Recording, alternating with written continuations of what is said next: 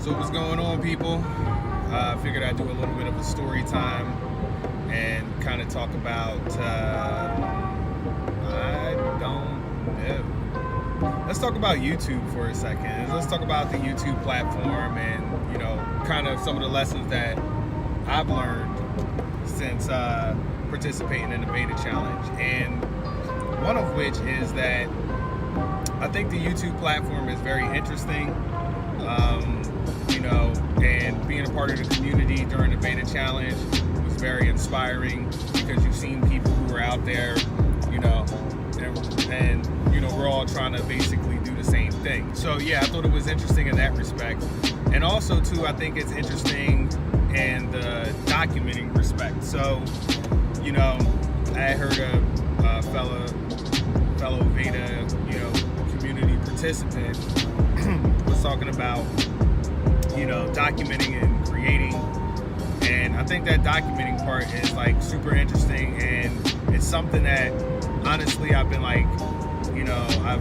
reading about lately, I guess you could say. And I guess it's something that I need to maybe focus a little bit more on. And it's true, you don't have to worry about so much of the creation as you do the documenting, right? Because depending on whatever you want to use this for, people love to follow the story, right? And whatever that, and however you present that could be in a creative format, that could be in a documentary format, I guess you could say. I don't know if that's how you would pronounce it, a documentary format. But either way, it's interesting to see how the platform works. Also too, I think it's interesting that this stuff lives forever on the platform, right? It's interesting that it lives forever because if you're going to document something, that you really do have like a record to kind of go back and look at it. And I'm not saying that you don't have that record with other platforms. Let me move this up a little bit. I'm not saying that you don't have that record like with other platforms like a Facebook or Instagram or whatever the case may be, because you definitely do. But it's just different. They're not used the same way as YouTube, because YouTube is used as like such an educational platform, but also entertainment. And it's like long-standing entertainment. It's like something that was documented or posted, let's say 2-3 years ago, is something that might still be valid now. It's like long-standing. It's like an evergreen type of approach, if you ever heard that one. And so I think that's pretty interesting, man. Like the other platforms, they really aren't utilized that way, because it's more of like whatever is in the moment. It's like whatever's trending at that time. So like a style of whatever that you might find on Instagram or Facebook that's working present day, fast forward or rewind a few years ago, and that technique might have probably wasn't used as much.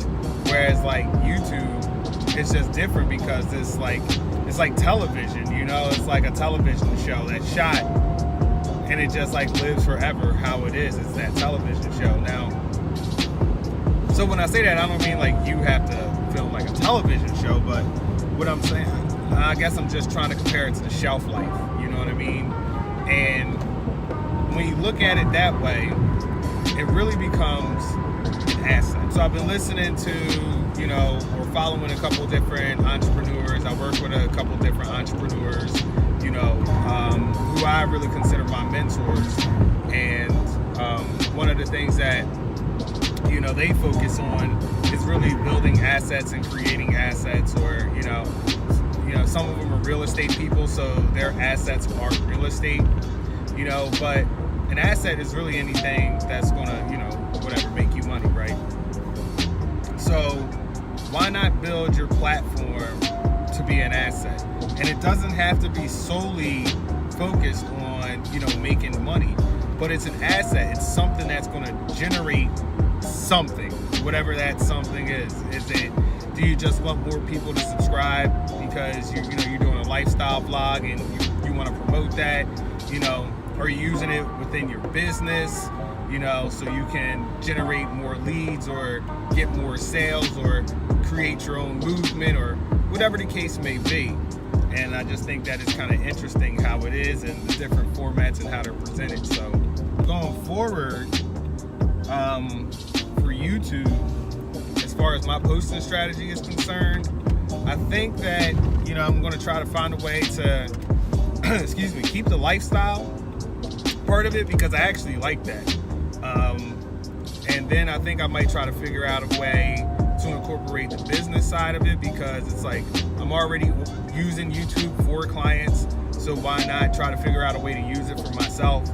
And then also, maybe, giving out like that help, that people might need, questions or whatever the case may be, who's somebody who's also a creator, who's a content creator, which is like, I guess, a growing thing now, because, so many people want to dominate the social media space, these entrepreneurs, and a lot of them are starting to really stack up heavy on the money that they're putting into their social media marketing and their digital, campaigns. Even the ones who were kind of like, whatever, now they're starting to look at, this video and social media as like, a whole different flow for their business. So it's definitely a new subset that's growing. It's always been out there, but I think now it's a little bit easier for other people to get in the game, because even small micro businesses want to do that, and they need somebody who can do that. And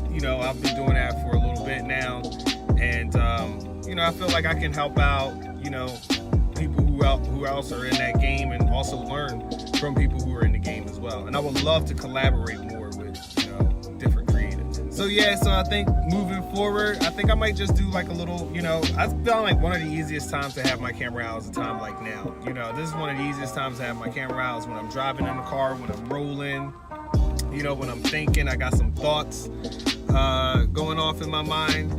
And I might just do like a little driving series, in all honesty. If I'm thinking about it, pop the camera on and just blah, blah, blah, blah, blah. Because in all honesty, like in the car is where I like to think. I like to, sometimes I listen to music or podcasts, but for the most part, I like to think. So sometimes I don't listen to anything, and I just zone out about ideas or thoughts that I have. And I think that going from the car, a little video series from the whip, little documents, little updates, little posts, I think that'll be a nice little role for me.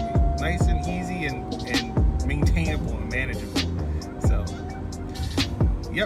that's it for me. That is my spiel for today. Hopefully everybody's having a great day, having a great week. And, I'm going to be looking forward to seeing what other people are going to do with like life after Veda. You know what I mean? That's going to be the interesting part, life after Veda. We're going to see. And hopefully you guys stay on the platform, stay posted, and we continue to, follow each other's journey. So, that's it for me today. Until next time, people.